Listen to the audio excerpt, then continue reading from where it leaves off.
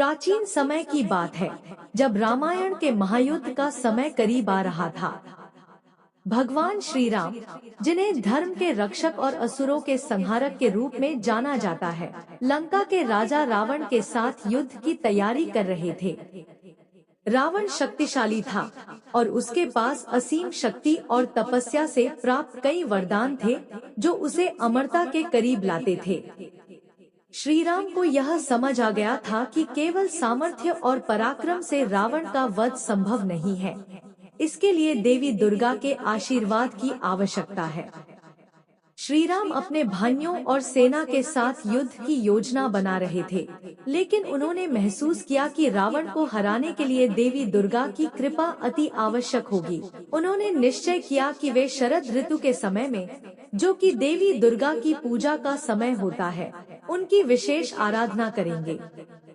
इस समय को आज हम आकाल बोधन के नाम से जानते हैं, क्योंकि यह पूजा वर्ष के उस समय की जा रही थी जब आम तौर पर दुर्गा पूजा नहीं होती थी।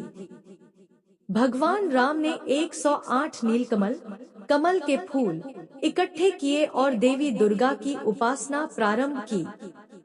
वे गहरे ध्यान में चले गए और देवी से रावण पर विजय प्राप्त करने का आशीर्वाद मांगा।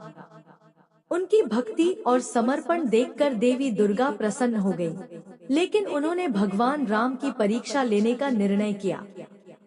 पूजा के दौरान एक क्षण ऐसा आया जब 108 में से एक नील कमल अचानक गायब हो गया। यह देखकर राम चिंतित हो गए, क्योंकि उन्हें विश्वास था कि बिना पूर्ण 108 कमल फूलों के पूजा पूरी नहीं हो पाएगी और देवी प्रसन्न नहीं होंगी।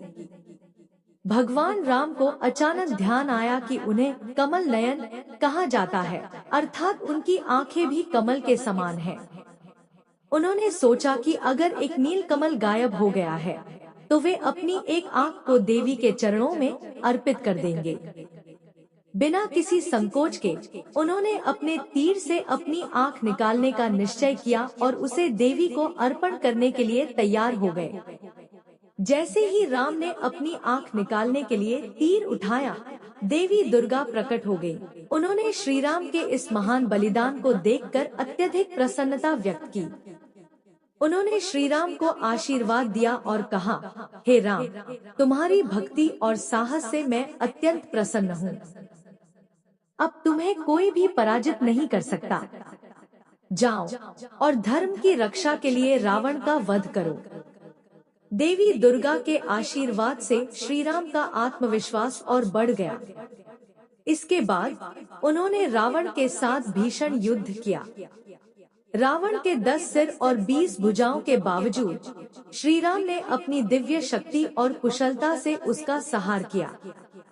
अंततः रावण को मृत्यु प्राप्त हुई और धर्म की विजय हुई। युद्ध समाप्त होने के बाद भगवान राम ने देवी दुर्गा का पुनः धन्यवाद किया और उनका आशीर्वाद पाकर अयोध्या लौट आए।